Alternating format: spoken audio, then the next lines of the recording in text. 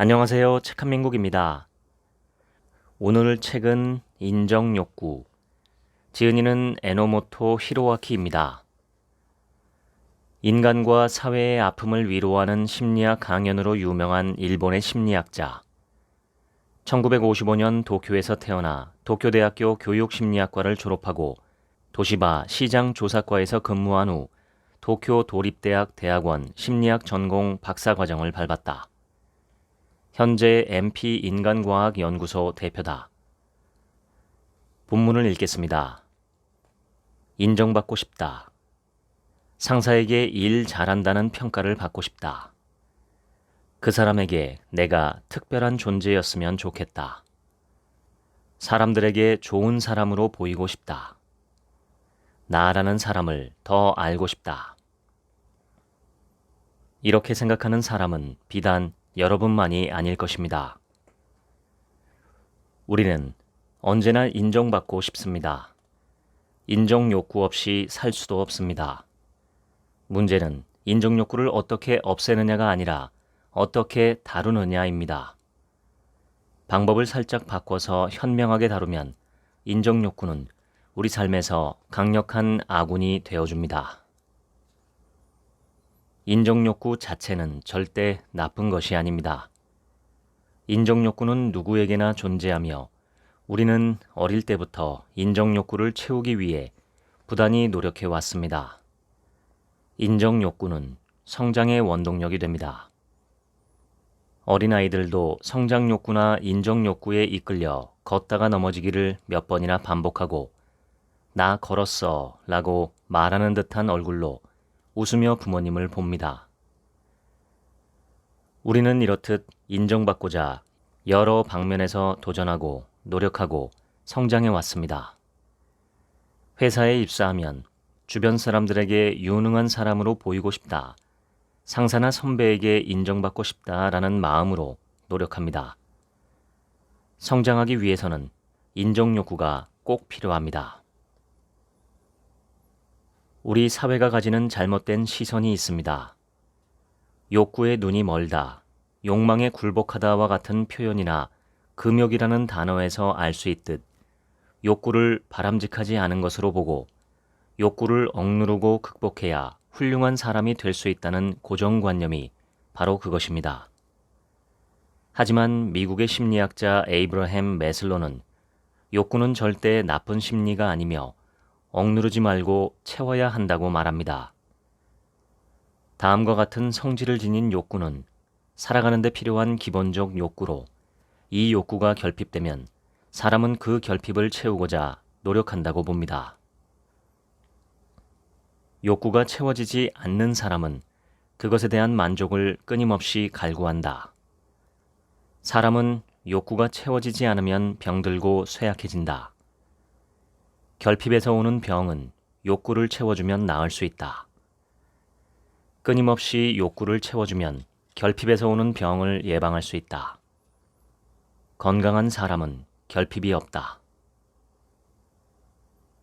매슬로는 인간이 건강하게 살아가는 데 채워야 할 기본적 욕구로 생리적 욕구, 안전 욕구, 소속과 애정의 욕구, 인정과 존중의 욕구를 들었습니다. 1단계부터 4단계까지의 기본적 욕구가 그럭저럭 채워지면 가장 위에 있는 자아 실현의 욕구가 등장합니다. 기본적 욕구 4가지는 결핍이 인간을 부추기지만 자아 실현의 욕구는 결핍이 없어지면 꿈틀대기 시작하여 인간을 새롭게 성장하도록 합니다. 나를 표현하고 싶다. 감동을 전하고 싶다. 나의 능력이 어딘가에 도움이 되었으면 좋겠다. 다른 사람이 기뻐했으면 좋겠다. 행복해졌으면 좋겠다. 애정을 쏟고 싶다. 인정해주고 싶다. 성장하고 싶다. 성숙해지고 싶다. 라는 소망은 자아 실현의 욕구에 이끌리고 있다는 증거입니다. 매슬로의 욕구 계층설에서 가장 낮은 곳에 자리하고 있는 욕구는 생리적 욕구입니다. 생리적 욕구란 말 그대로 배고픔을 없애려는 식욕, 갈증을 해소하려는 수분 보충의 욕구, 피로를 풀려는 휴식이나 수면 욕구 등 생명을 유지하는 데 필요한 욕구가 중심이 되며 성욕이나 자극의 욕구, 활동 욕구 등도 포함합니다. 상위 욕구를 채우는데 번번이 실패하면 퇴행이 진행되어 하위 욕구를 채우는 것으로 만족하게 됩니다. 인정 욕구나 소속과 애정의 욕구가 채워지지 않는 경우에 식욕이나 성욕에 집착하고 사로잡히는 게 하나의 예라고 할 수 있습니다. 생리적 욕구가 어느 정도 채워지면 안전 욕구가 슬그머니 고개를 듭니다. 안전 욕구란 신체의 안전이나 생활의 안정을 원하는 욕구, 공포나 불안을 피하고자 하는 욕구, 혼란스럽지 않고 질서 잡힌 환경을 원하는 욕구를 가리킵니다. 구체적으로는 생활의 안정을 얻고 병, 사고, 재해, 범죄, 치안의 불안을 피하려는 것이지요. 안전 욕구가 채워진 다음에는 소속과 애정의 욕구와 맞닥뜨리게 됩니다. 소속과 애정의 욕구란 친구나 연인, 배우자, 소속 집단을 원하는 욕구입니다. 애정이 넘치는 관계를 목말라 하며 가족이나 동료, 직장처럼 머물 곳이 되어주는 소속 집단을 찾게 됩니다. 우리는 주변 사람들에게 억지로 맞춰가면서까지 어디라도 집단에 속하기를 원하고 특정한 무리에 들고 싶어 합니다. 소속과 애정의 욕구가 채워지면 드디어 인정과 존중의 욕구가 모습을 드러냅니다. 타인에게 인정받고 싶다는 마음, 좋은 평가를 받고 싶다는 마음, 더 나아가 그 결과물로 자존감을 높이고자 하는 욕구입니다. 인정과 존중의 욕구에는 두 가지 종류가 있습니다. 하나는 명성, 평판, 사회적 지위 등으로 타인에게 인정 또는 존경을 받고자 하는 욕구이며 또 다른 하나는 강인함, 성취감, 성숙함, 자존심 등 스스로 자존감을 높이고자 하는 욕구입니다. 타인에게 인정받고자 하는 마음은 누구에게나 있습니다. 그러나 사람들의 평가에 민감하게 반응하다 보면 남의 눈치를 보거나 상대방의 반응에 일희일비하는 등 마음이 롤러코스터를 타지요. 결코 평온하게 살아갈 수 없습니다.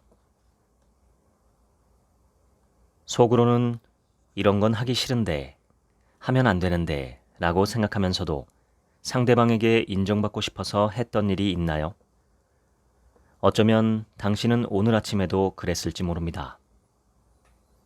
이런 모습은 집단 괴롭힘에서도 흔히 볼 수 있습니다. 주변에서는 늘 착실해서 문제될 만한 행동을 저지를 아이가 아닌데 왜 집단 괴롭힘에 가담했을까 하고 희한하게 생각하기도 합니다. 이런 경우는 평소 억눌렸던 스트레스가 폭발해서일 수도 있지만 친구들에게 인정받고 싶다는 마음이 동기로 작용할 때도 많습니다. 이렇듯 소속 욕구와 인정 욕구는 서로 얽히고 설켜서 인간을 신념과 다른 방향으로 부추기는 경우가 많습니다. 친구를 만들고 싶다. 무리에 끼고 싶다. 그룹에 들어가 소속감을 느끼고 싶다. 나를 친구로 인정해줬으면 좋겠다 라는 생각에 지배되다 보니 남들이 자신을 어떻게 바라보는지 신경이 쓰여 견딜 수 없습니다. 이러한 마음은 누구에게나 있습니다. 성인도 타인의 시선을 기준으로 삼아 자신의 태도나 행동을 결정하는 경우가 많습니다. 세상이 나름 정해둔 기준이나 타인의 시선을 잣대로 어떻게 해야 할지를 판단하고 자신의 생각이나 행동이 타당한지를 평가하게 됩니다. 상대방이 호의적인 언행이나 태도를 보이면 자신의 방식이 옳았다는 자신감이 생기지요. 자신의 타당성을 판단하는 기준이 자신의 절대적 기준이 아니라 타인의 인정 여부가 되는 것입니다. 대체로 후배가 상사를 신경 쓰고 눈치를 보지만 최근엔 후배가 어렵다는 이유로 하고 싶은 말을 하지 못하는 상사도 아주 많습니다. 특히 꼰대라는 말이 일상화되면서 꼰대가 되고 싶지 않은 상사들은 후배에게 업무에 대해 충고를 하는 것도 혹시 꼰대처럼 보일까봐 하지 않는 경우가 많다고 합니다. 인정 욕구에는 이렇게 부정적인 평가를 받고 싶지 않다는 심리도 포함됩니다. 이는 미움받기 싫다는 심리로 연결됩니다. 이러한 심리가 만연하는 현상은 독일의 정신분석학자 에리히 프롬이 주장한 시장지향적 성격이라는 개념으로 설명할 수 있습니다. 시장지향적 성격이란 상품이 시장에 유통될 때 그 가치가 교환 가치에 따라 결정되듯 자신의 가치도 인기에 따라 결정된다고 생각하는 성격 유형입니다. 이러한 시장 경제 체제에 잠식되면서 우리 인간의 가치도 어떤 능력이 있고 어떤 인격을 지니고 있는지와 같은 실질적인 측면보다는 타인에게 인정받을 수 있는지, 상대방에게 호감을 얻을 수 있는지가 중요한 기준으로 떠올랐습니다. 그래서 사람들은 마치 인기 상품처럼 타인에게 인정받고 사랑받기를 바라게 된 것입니다. 페이스북이나 인스타그램에 사진을 올리면 다양한 반응이 쏟아집니다. 좋아요를 받고 리트윗되고 댓글이 달리면 인정 욕구가 채워집니다. 중요한 점은 주목받고 싶다는 마음 자체는 절대 나쁘지 않다는 것입니다. 문제는 인정 욕구를 SNS로 안이하게 채우려고 한다는 점입니다. SNS로 손쉽게 인정 욕구를 채울 수 있게 된 탓에 인정 욕구에 빠지고 인정 욕구에 휘둘리는 사람들이 눈에 띄게 너무너무 많아졌거든요. 아르바이트생이 인터넷에 부적절한 사진이나 동영상을 올린 것이 논란을 일으켜 해당 매장과 기업에 막대한 손해를 끼친 사건이 있었습니다. 이런 행위가 잇따라 일어나자 아르바이트 테러라는 말까지 생겨났습니다. 이 역시 인정 욕구에 사로잡힌 결과라고 볼 수 있습니다.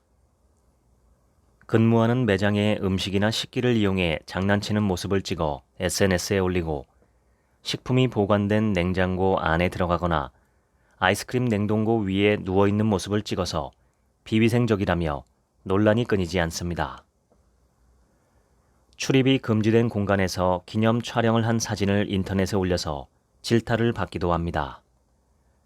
놀이공원 내에서 금지된 행동을 따라하며 셀카로 찍은 후 인터넷에 올려 위법 논란에 휩싸이고 심지어 자신이 도둑질하고 있는 모습을 찍어서 인터넷에 올려 문제가 되기도 합니다.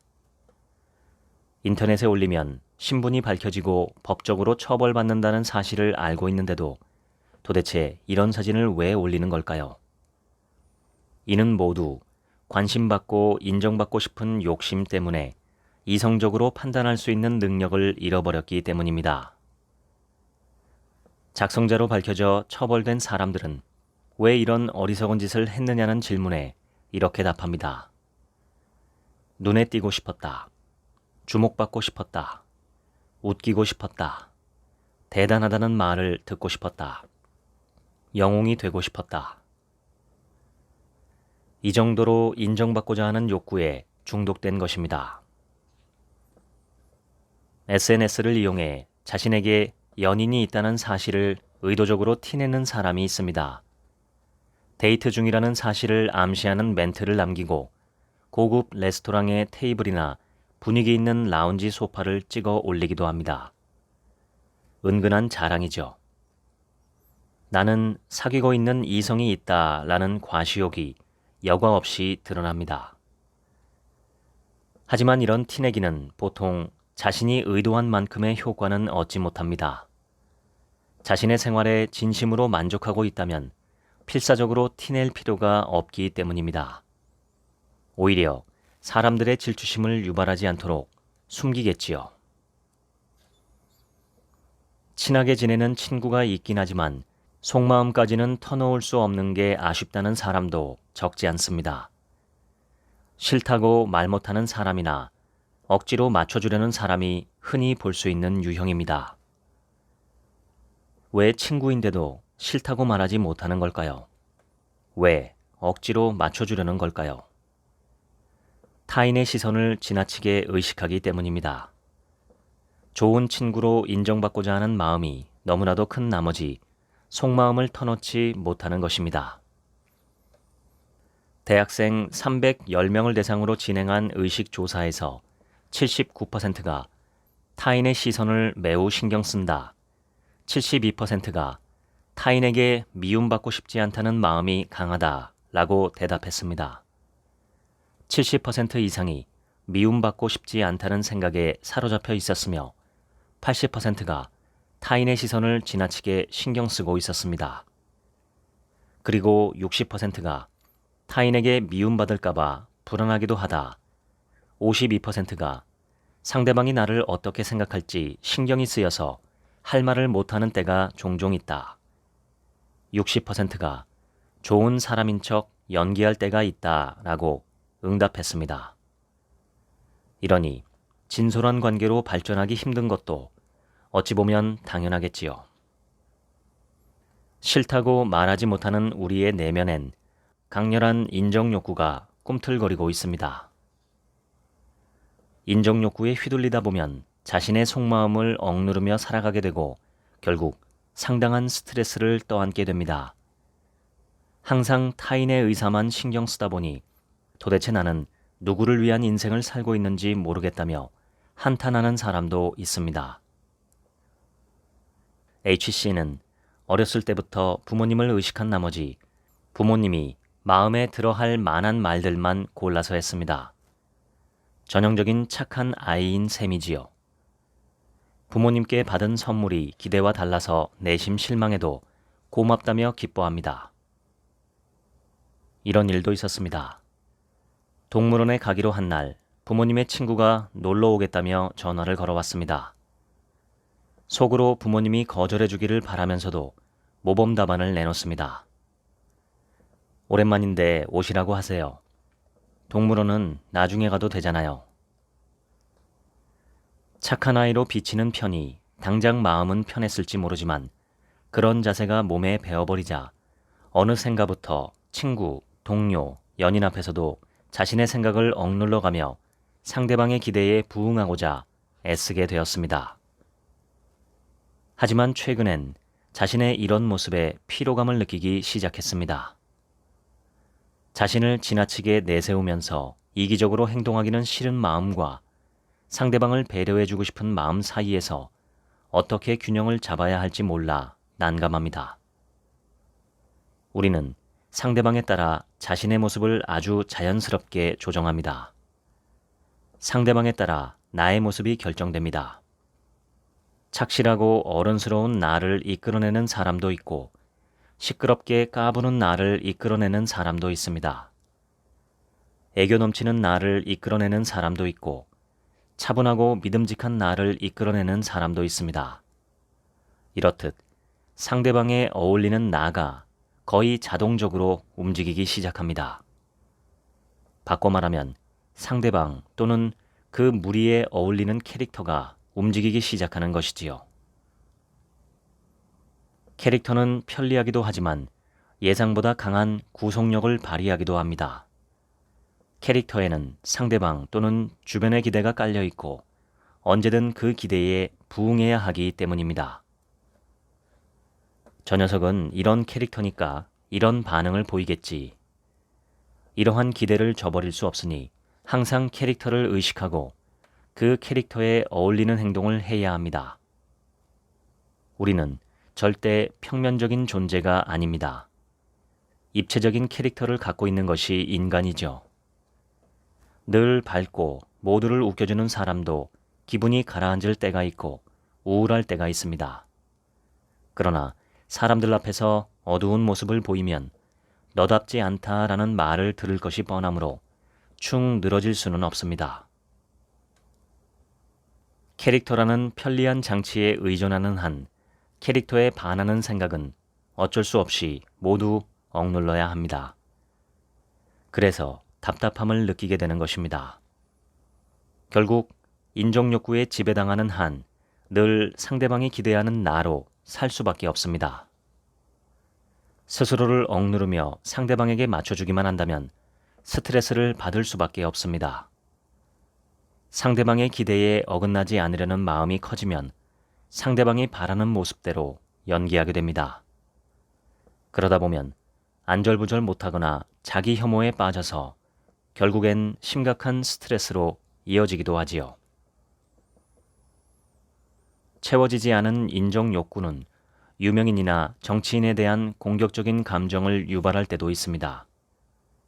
연예인의 불륜 스캔들은 순식간에 퍼지고 스캔들을 다룬 뉴스 채널은 검색 상위에 오릅니다. 아무런 관계가 없는 사람들의 이야기에 우리는 왜 목숨을 거는 것일까요? 사람들이 비판을 쏟아내는 모습을 보고 있으면 개개인의 윤리감보다는 공격적인 감정이 느껴집니다.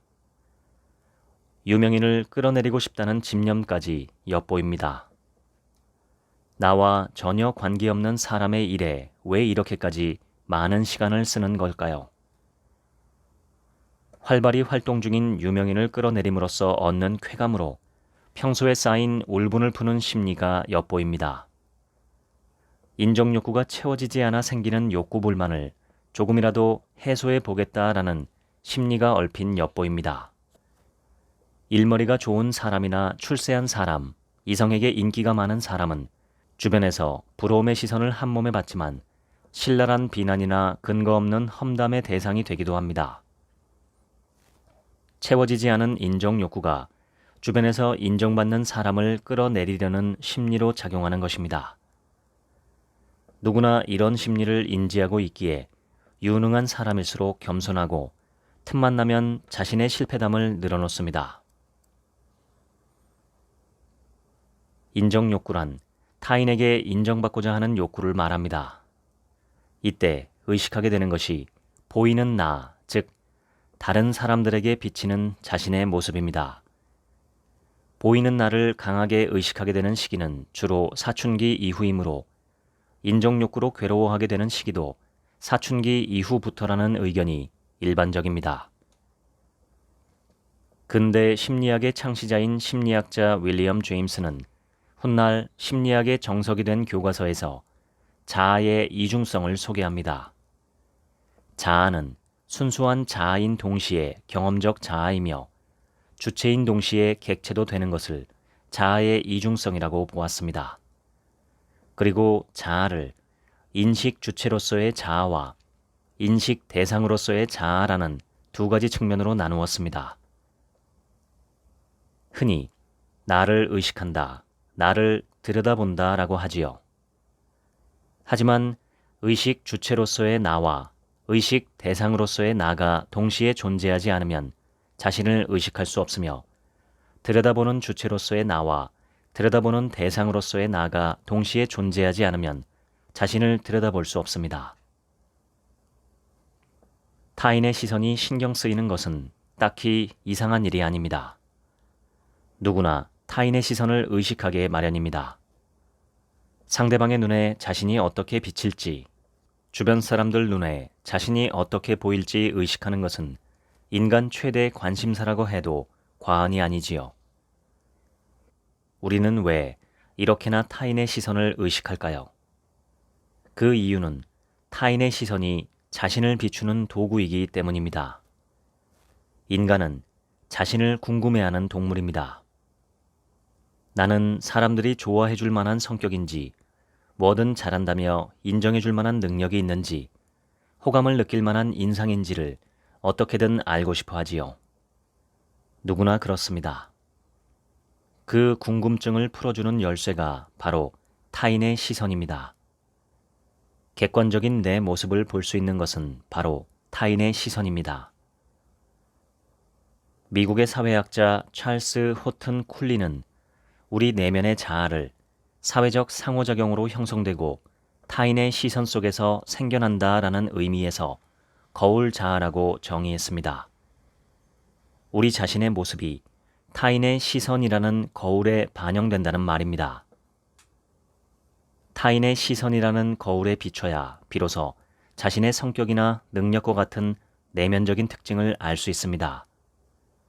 사람들의 반응에 따라 자신의 성격이나 능력이 어떤 평가를 받고 있는지, 자신의 태도나 언행이 올바른지를 판단할 수 있죠. 보이는 나를 의식하여 보여주고자 하는 자신의 이미지대로 연출하는 것을 자기 제시라고 합니다. 자기 제시는 그 빈도가 높든 낮든 누구나 지극히 자연스럽게 경험하는 과정입니다. 때에 따라서는 거칠해, 즉 인상 조작이 되기도 합니다. 특히 최근 몇 년 사이에 인스타그램의 등장으로 사진 업로드가 간단하고 일상이 되면서 말 그대로 보이는 나의 비대화가 빠른 속도로 진행되었습니다. 자기애가 강한 사람은 팔로워 또는 좋아요를 늘리기 위해 자기 자랑에 힘을 쓰거나 타인을 속이면서까지 SNS에 집착한다는 심리학 연구 결과가 있습니다.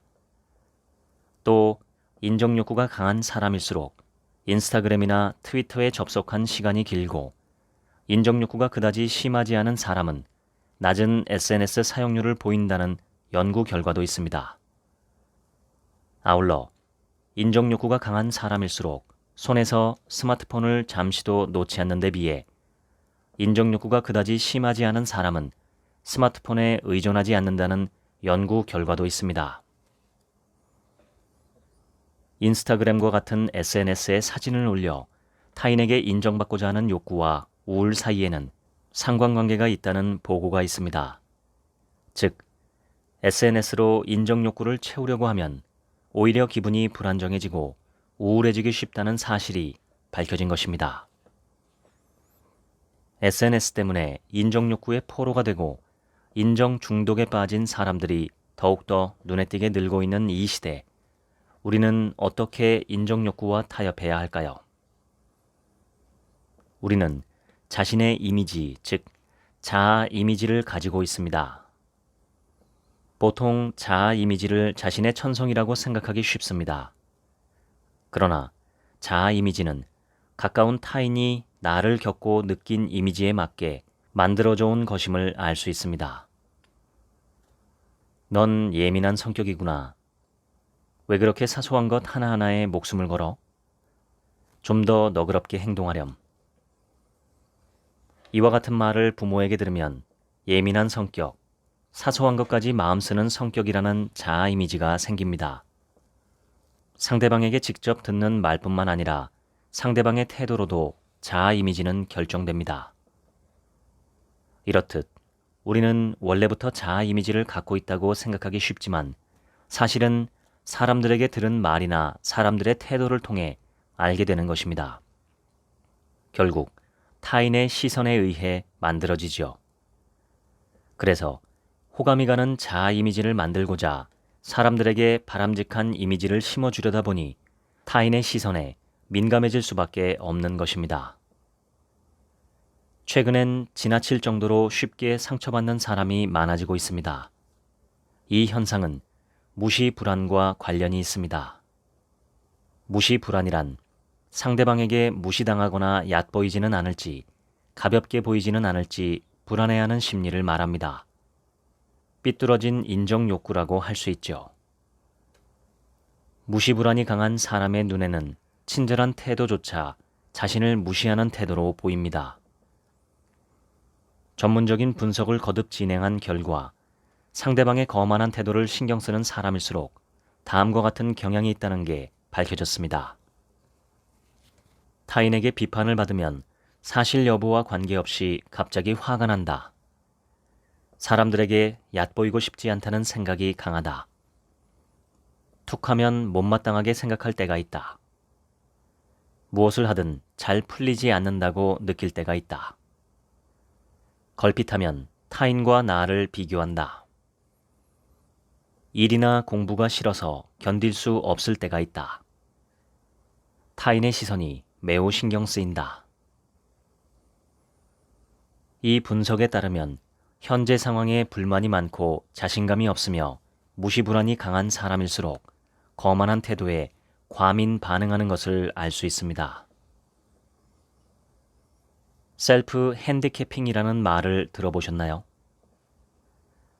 스키든 골프든 다 같이 무언가를 하자는 이야기가 나오면 너나 할 것 없이 얼마나 경험이 부족한지, 얼마나 오랜만인지를 앞다투어 강조합니다.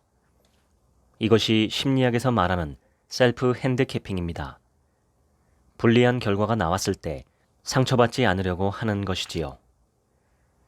열심히 공부했는데도 시험에 떨어지면 머리가 나쁘다는 이미지가 생길 수 있으니 그 전에 셀프 핸디캐핑을 합니다. 요즘 바빠서 공부를 하나도 못했어. 감기 걸렸는데 오늘은 아침부터 열까지 나는 것 같아. 멍해서 머리가 잘 안 돌아가는데 어떡하지? 이렇게 얼마나 공부하지 않았는지를 은근슬쩍 말하거나 얼마나 컨디션이 좋지 않은지를 강조합니다. 이렇게 말해두면 혹시라도 시험에서 좋은 성적을 얻지 못했을 때 공부를 못해서 열 때문에 머리 회전이 안 되어서 등에 변명을 하면서 면죄부를 받지요. 바로 이런 효과를 의도해서 하는 게 셀프 핸디캐핑입니다. 이것은 자기 제시의 일종입니다. 자기 제시란 타인에게 특정한 인상을 심어주기 위해 자신에 관한 정보를 조정해서 전달하는 행동을 말합니다. 타인에게 보이고 싶어하는 자신의 모습을 조정하는 것으로 인상 관리라고도 합니다.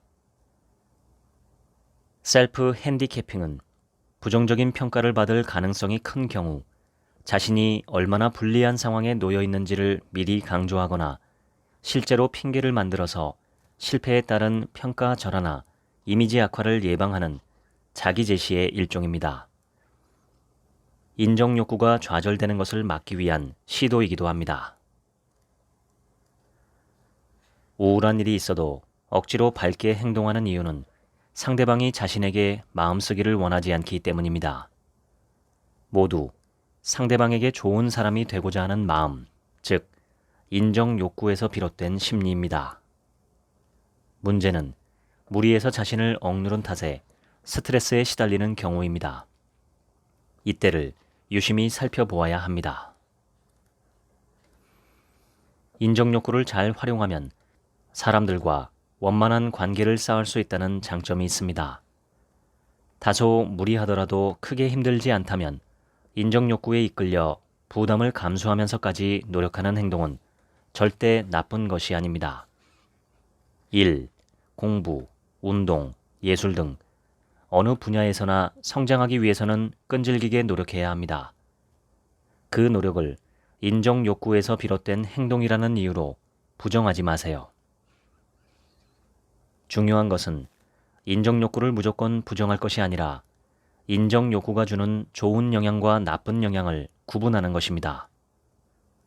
인정 욕구 덕분에 악착같이 노력해서 업무 능력이 향상되거나 주변 사람들을 배려해서 원만한 인간관계를 쌓는 점은 인정 욕구의 좋은 영향이라고 할 수 있습니다. 문제는 지나치게 무리한 탓에 마음이 피폐해질 정도로 스트레스를 받는 경우입니다. 상대방을 배려하면 원만한 관계를 쌓을 수 있지만 지나치면 독이 됩니다.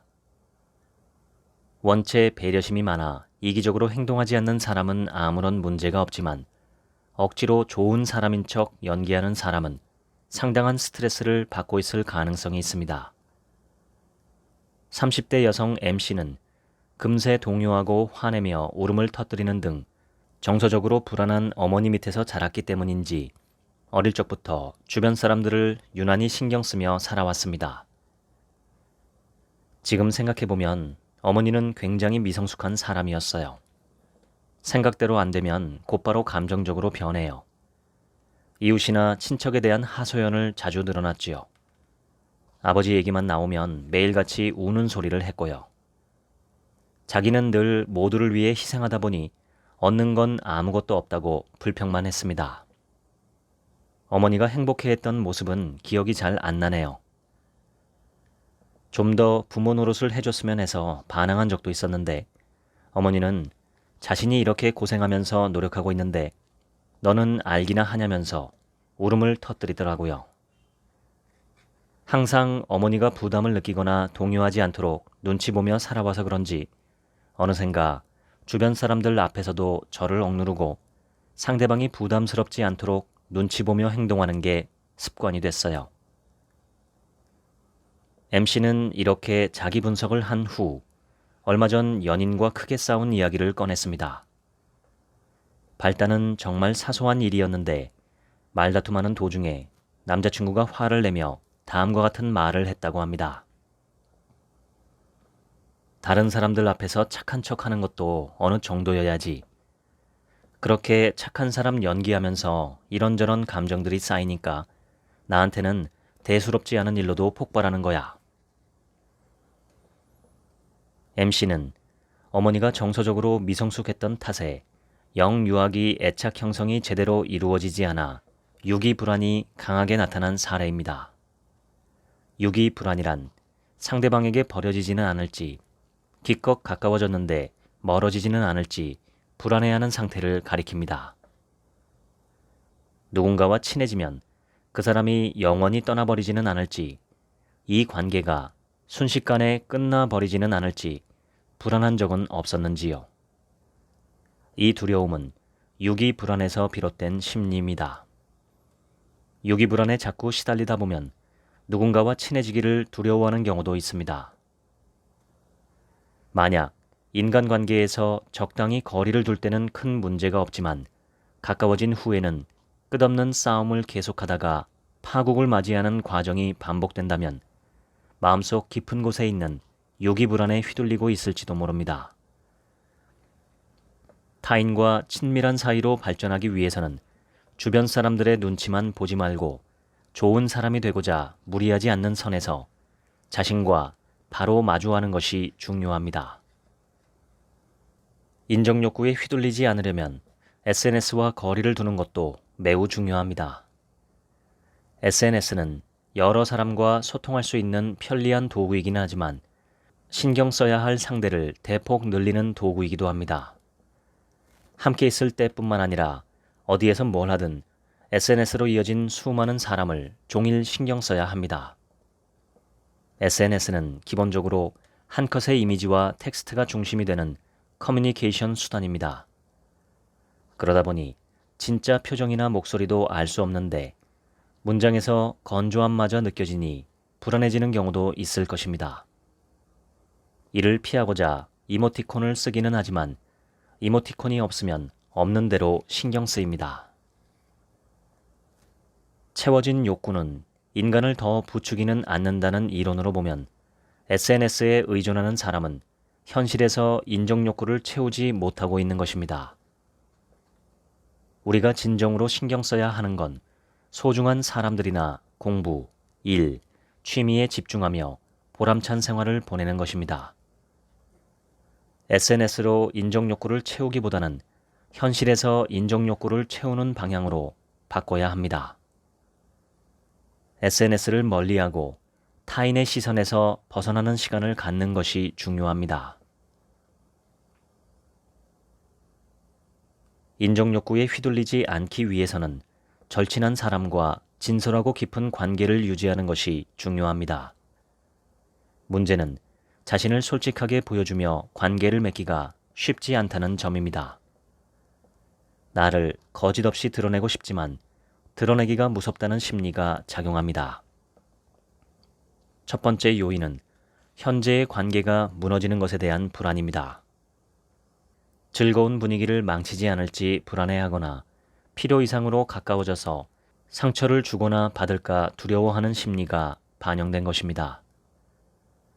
두 번째 요인은 두터운 상호 이해에 대한 부정적 감정입니다. 자신과 타인의 다름을 과대시하고 상호 이해를 비관적으로 보는 심리가 작용한 것입니다. 나의 생각이나 기분을 이해할 수 있는 사람은 아무도 없다. 사람들에게 나의 생각이나 경험을 말해봤자 아무 소용이 없다. 서로에 대해 깊이 알 필요는 없다. 아무리 가까운 사이라도 감수성이나 관점, 사고방식은 다른 법이다. 세 번째 요인은 상대방의 반응에 대한 불안입니다. 상대방도 같은 생각인지 아닌지 알 수가 없으니 불안하다. 대수롭지 않은 일을 심각하게 받아들인다고 생각할까봐 싫다. 이처럼 현재의 관계가 무너질까봐 두려워하거나 상대방의 반응을 신경 쓰느라 자신의 의견을 솔직하게 말하지 못하는 사람들이 많습니다.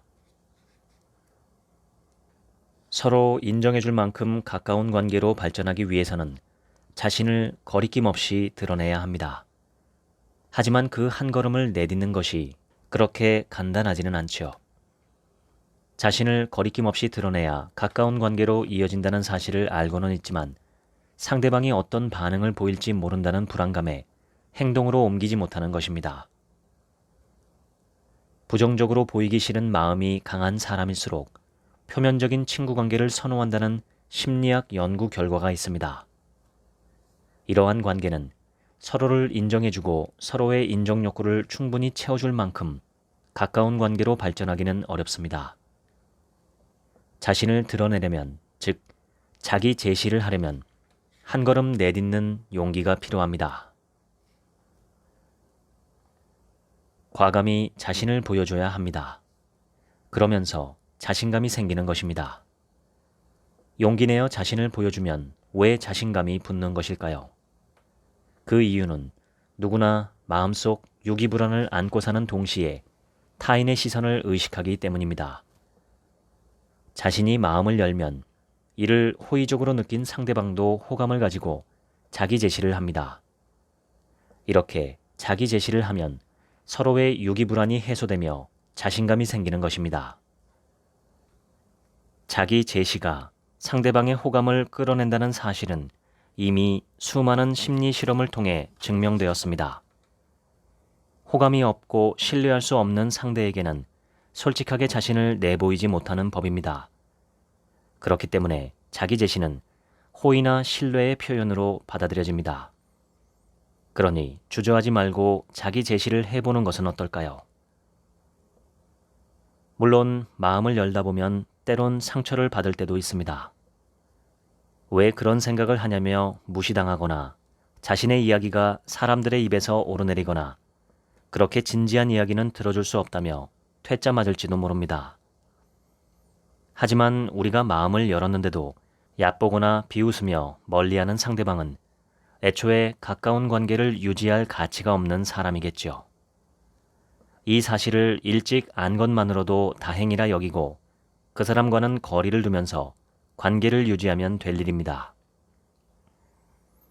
허물없이 자신을 보여줄 수 있는 상대를 원한다면 방법은 과감하게 자신을 보여주는 것뿐입니다. 그것에 따른 반응을 보면 친하게 지낼 수 있는 상대인지 아닌지를 알 수 있지요. 가치관이나 성격이 다르면 쉽게 이해받기 힘든 법입니다. 그럴 때는 자신이나 상대방을 탓하지 말고 훌훌 털어보세요. 모두에게 사랑받으려고 애쓰지 않는 사람일수록 무엇이든 터놓고 말할 수 있는 상대가 있습니다. 나와 맞는 상대가 있는가 하면 맞지 않는 상대도 있습니다. 자신을 이해해주지 못하는 사람은 당연히 있습니다. 어쩔 수 없다며 깨끗이 받아들이면 상대방의 반응을 의식하며 두려움에 떠는 일도 없어집니다. 이러한 자세를 가지면 과감히 자신을 드러낼 수 있습니다. 상대방이 부정적인 반응을 보이면 그저 어느 정도 거리를 두는 관계에서 멈추면 됩니다. 실제로 마음을 연 사람을 비웃거나 차갑게 내치는 사람은 거의 없습니다. 용감하게 자신을 보여주면 상대방과 가까워져 친밀한 관계로 발전하는 경우가 훨씬 많을 것입니다.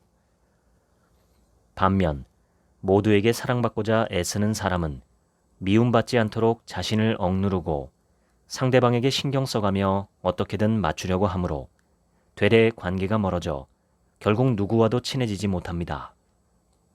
즉, 모두에게 사랑받고자 하면 누구와도 가까워지지 못하는 역설적인 함정에 빠지는 것입니다. 모두에게 사랑받으려고 애쓰지 말 것. 맞는 사람과 맞지 않는 사람이 있다고 깨끗하게 받아들일 것. 이 두 가지가 허물없는 관계를 만드는 포인트라는 점을 꼭 기억하세요. 사회는 이질적인 사람들의 집합체로 이루어져 있습니다. 사회에서 살아간다는 것은 자신과 다른 사람에게 인정받지 못하는 경험을 반복하는 것이기도 합니다. 그렇기에 누군가가 알아줬으면 좋겠다. 내가 살아가는 방식을 인정받고 싶다라는 마음이 강해지는 것입니다. 우리는 우리를 알아주고 인정해주는 상대방이 나타나기만을 기다리고 있습니다. 이 책의 핵심 내용이므로 다시 한번 강조합니다. 타인과 함께 이해하며 살아가려면 자신을 용기 내어 보여줘야 합니다. 속마음을 숨기고 허울 좋은 이야기만 하면 표면적으로는 원만한 관계를 유지할 수 있지만 서로 이해할 수 있는 관계로는 발전해 갈 수 없습니다. 지금까지 인정욕구 읽어드렸습니다. 지금부터는 제 얘기입니다. 우리가 추구해야 할 인정 중에 가장 중요한 것은 자기 스스로의 인정이 아닐까 합니다. 자아도취나 병적인 자기애를 가리키는 게 아니라 건강한 자기 인정입니다. 내가 나를 스스로 인정해 줄 만한 것은 어떤 것이 있을까요? 우선 가장 큰 것은 죽지 않고 살아있는 것이 있습니다. 비관이나 비탄에 빠지지 않고 포기하지도 않은 채 하루하루를 살아가는 것이야말로 칭찬과 인정을 받을 만한 일이라고 생각합니다. 어떤 일이 있어도 스스로 죽지 마십시오. 또한 남이나 사회에 해를 끼치지 않고 범죄를 저지르지도 않은 건강한 사회인으로 가족의 구성원으로 살아가는 것도 훌륭한 행동입니다. 사회 구성원이 되어 한 인간으로 떳떳하게 살아간다는 것은 그 자체가 타인에게 도움이 되는 일이기 때문입니다. 나쁜 짓은 하지 마십시오. 죽지 않고 나쁜 짓을 하지도 않고 살아간다면 그 자체로 칭찬받을 만한 행위입니다. 이 외에도 찾아보면 여러 이유를 찾을 수 있다고 봅니다. 자기 스스로 적극적으로 자기 자신을 인정해 주시면 좋겠습니다. 잘하고 있다. 잘 살고 있다. 훌륭하다고 말이죠.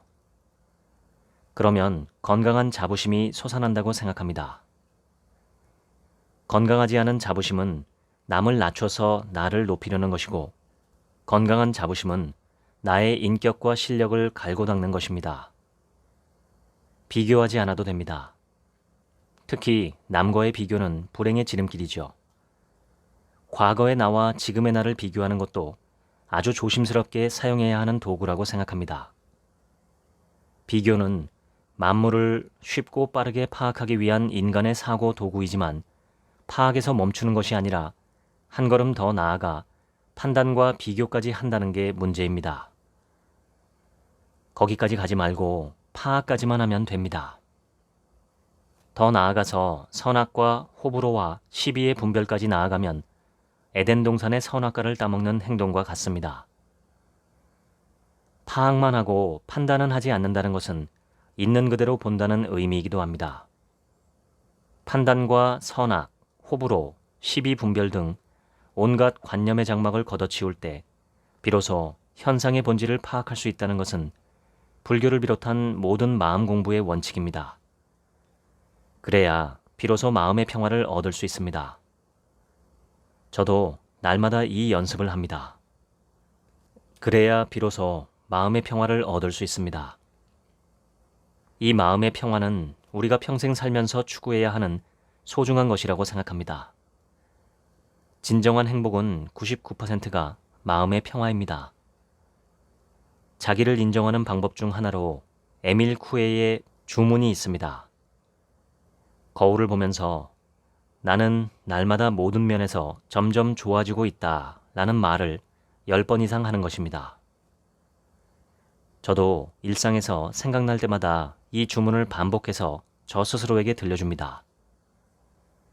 프랑스의 뛰어난 심리 치료사였던 에밀 쿠에는 이 주문을 아침 저녁으로 10번씩 거울을 보며 스스로에게 말해주는 것이 마음이 아픈 사람들을 돕는 일에 가장 큰 효과를 보였다고 주장합니다. 이 주문의 장점은 현재 내가 그렇지 않아도 점점 더 좋은 쪽으로 변모해 간다는 것입니다.